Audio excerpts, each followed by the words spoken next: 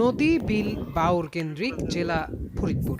এখানে একসময় দাপট ছিল ডোঙ্গা নৌকার। তবে সময়ের সাথে কমেছে ডোঙ্গার ব্যবহার, ম্লান হয়েছে এর জৌলুস।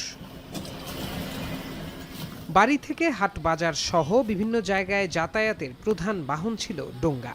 যাত্রী পারাপার, ধান কাটা ছাড়াও মাছের ঘেরে ব্যাপকভাবে ব্যবহৃত হতো তালগাছের তৈরি ডোঙ্গা।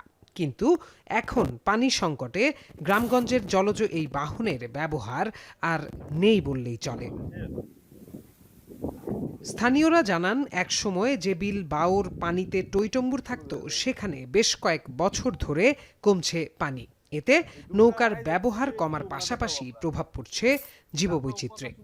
আগে ডোঙ্গা অনেক ভালো ব্যবহার ছিল, এখন পানির কারণে ডোঙ্গা ব্যবহার হইতেছে না, পানি থাকে না, ডাঙ্গায় পাট পড়ে যায়। 5-7 বছর ধরে আমাদের বেড়িবাঁধ বাঁধে আমাদের পানি নাই, পানি মানে মরুভূমি হয়ে গেছে পানির জন্য। তো এখন রাস্তাঘাট হয়ে গেছে, পানি হয় না, আর না নৌকা এবং ডোঙ্গা এগুলো এখন লাগে না। ডোঙ্গা নিয়ে ধরেন হাট বাজারে করতাম, হাটে বাজারে দোকান পাশা সব হলো ধরেন তলায় যেত পানিতে, তা লোকে লোকে বেচা কিনা করতো।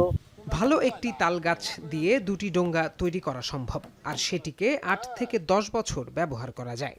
বর্ষা চলে গেলে ডোঙ্গা ডুবিয়ে রাখতে হয় পানিতে। একটি ডোঙ্গা বিক্রি হয় সর্বোচ্চ 10 থেকে 12,000 টাকায়। জলের সঙ্গে হলো যে সম্পর্ক, জল বেশি হবে বিক্রি ভালো হবে, জল কম হবে বিক্রি কম হবে। বেচাকেনা কম, আগে যে ছিল অনেক বেচাকেনা, দামও ভালো ছিল। এখন দাম বর্তমান কম, বেচাকেনাও বর্তমান কম। পরিবেশবিদরা বলছেন, পরিবেশ বান্ধব ও সহজ নৌযান ডোঙ্গাকে টিকিয়ে রাখার জন্য দরকার সরকারি পৃষ্ঠপোষকতা। অপরিকল্পিত বাঁধ, বিভিন্ন রকমের সুইচ গেট, এইসব কারণে আজকের পরিবেশের পানির সেই উৎস নষ্ট হয়ে যাচ্ছে।